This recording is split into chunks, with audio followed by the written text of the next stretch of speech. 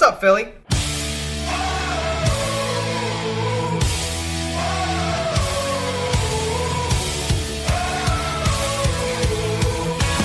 Hextall stops it. Look out. Down the ice. It's got a chance. It's got a chance. He's got it. Yes, sir. Hextall going at the Potvin. Hextall takes Potvin into the corner. And away we go. Potvin, Matt, both back off, and away they go. Oh, they're trading rights. The goalie's going at it. Picketing rights. Oh, I think Hextall caught him with one. And Ron Hextall locked him, sucked him, goaltender there. Hextall just keeps swinging with the right hand. All right. I the love Philly that. Hockey Guys, we are back. Woo! Well, I've been here. You were the one that was gone. That's right. Yeah, I went on a little vacation, but look what happened. I come back. We got some breaking news. Lots of things happened. Welcome to episode 3 of the Philly Hockey Guys podcast. My name's Andy Robb. I'm Ken Prell. Back here hanging out with you. Of course, shout outs. We're going to get them out of the way. Lots of people interacting with us over the last week or so. It's been fantastic. Oh, on Reddit, Flyers, Twitter. We now have a Facebook page as well. So if you're on Facebook, just look up Philly Hockey Guys podcast. Shout out to everybody who's interacted with us over the past week or so. And we're really excited to get back in the studio. It's been a while. It has. So let's get started right away with the big signing yesterday. Yes. Sean Couturier signing for what, 6 years? $4.3 million per? That's what it looks like. First impressions of this deal. Love it. Me too. Absolutely love it. Me too. I mean, the guy is a shutdown center. I mean, that's the perception right now. I think he's been held back offensively by the system that Chief was running the past couple of years. You mean the system where Couturier barely got into the offensive zone? That one. That system, yeah, that is the system I'm referring to. You know, 39 points a couple years ago, 37 coming off the last season. But if you go back to his juniors, the guy has some offensive skill. Well, also look at how he played during the IIHF World Championship in Prague with Team Canada. The big question I have is, what does that mean for Braden Shen now? Yeah, because Braden Shen is soon to be a unrestricted free agent, I believe, within the next season or so. Yes, so now you got Sean Couturier making some nice coin. Are you paying that much for a third-line center, a shutdown center? I don't think so. You also think about all the other, the young guys that are in the system right now, like your Scott Laughtons, like your Nick Cousins, and some other players like that. It's a role that can be filled if things don't potentially wind up working out. I believe there are alternatives, and I believe Hextall already has a plan for that. Well, I think Hextall looks at Braden Shen now as a possible trading chip. Maybe to free up some cap space this year or get something good in return if you're not going to re-sign them next year. So maybe you package the Shen brothers together. Maybe this is a way to unload Vinny. I mean, I don't know what the plan here is going forward, but I absolutely love the Couturier signing. I personally think, and I've said this to you before, that I think he can be a second-line center in this league. There is actually somebody out there that does not like the Sean Couturier signing at all. And who's that? Evgeny Malkin. Oh, yes. I'm sure he is having nightmares about the next 6 years. Maybe he's asking for a trade again. Think about this. I mean, you can look at a guy that could potentially get 20 to 25 goals, maybe 50, 60 points. Even if he rounds off with those numbers for how much that they have him for and for how much he's being paid, that's a steal. And the deal doesn't kick in till next year. Next season, yeah. So the cap hit this year is still what it was going to be. So it has no effect on this year's cap. So you got to like that. And then you got to imagine that the cap is going to go up in years to come. So, I mean, I think this is a steal in my opinion. Yeah, and most people will agree, including most of our friends and neighbors on Reddit, Flyers. Shout out to that great community as well. You got to love those guys. Well, Golden Jiggy over at Reddit, his number one question was realistic expectations for Cooter this year. Yeah, and that was actually before the signing happened. Before the signing. Yeah, so shout out to Golden_Jiggy for, again, interacting with the show. We certainly do appreciate that.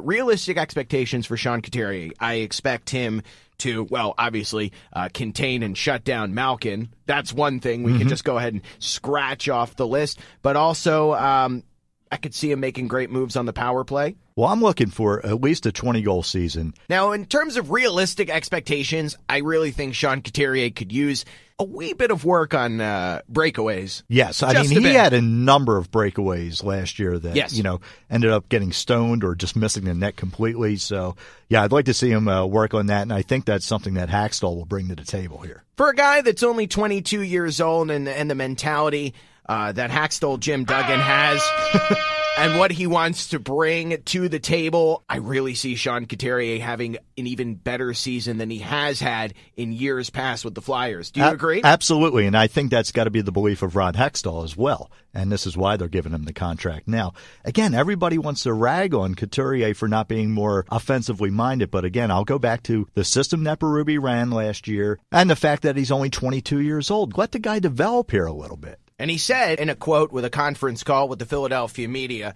quote, "The Flyers organization, they believe in me. I'm really happy to be there for the next 6 years." And we're happy to have him for the next 6 years. He played in all 82 games last season, too. Let's not forget that. That's another fact. thing. This guy stays healthy. The guy's an Iron Man. Yep. What is it about the number 14 with the Flyers that just makes dudes really tough?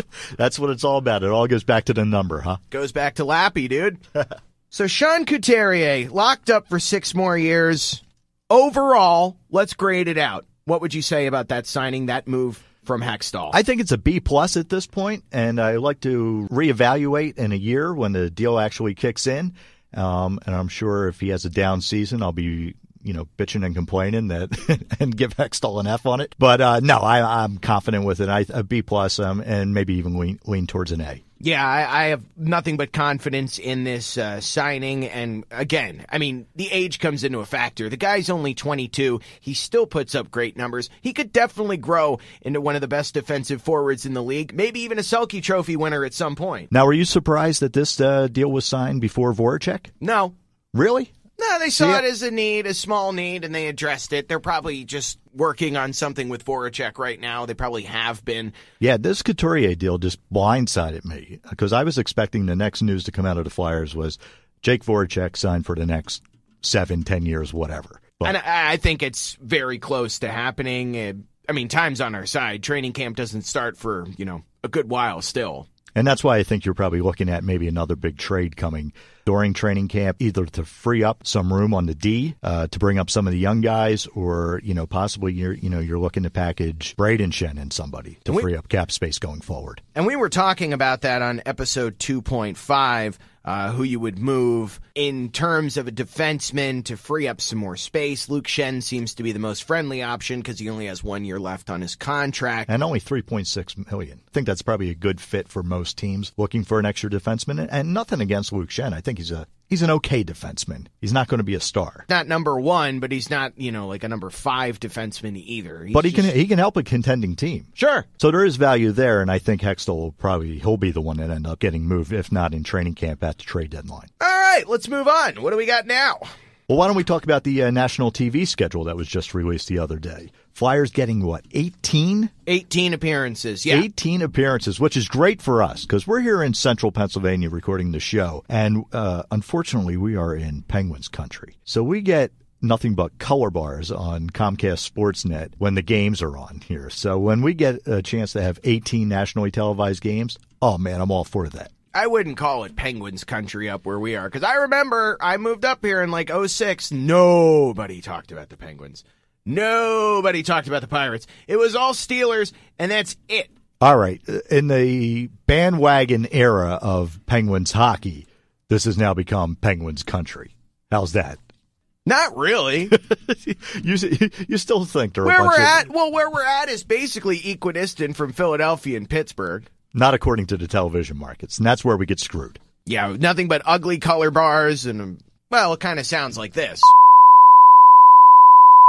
That's what we get every home game. It absolutely sucks. Well, sometimes on the Comcast network, they'll be kind enough and unblock it. The worst part is, and if anyone lives in and around central Pennsylvania, you can completely relate as to what I'm about to say. You ever watch Comcast Sportsnet and they're doing Flyers pregame live, and then all of a sudden you're just smacked with color bars. They build it up just to knock you the hell down. Well, sometimes they'll color bar out pregame live, and so you're like, okay, we're not getting it tonight. But when they do give us pregame live, we're like, and then all of a sudden those color bars come out of nowhere, and you get that.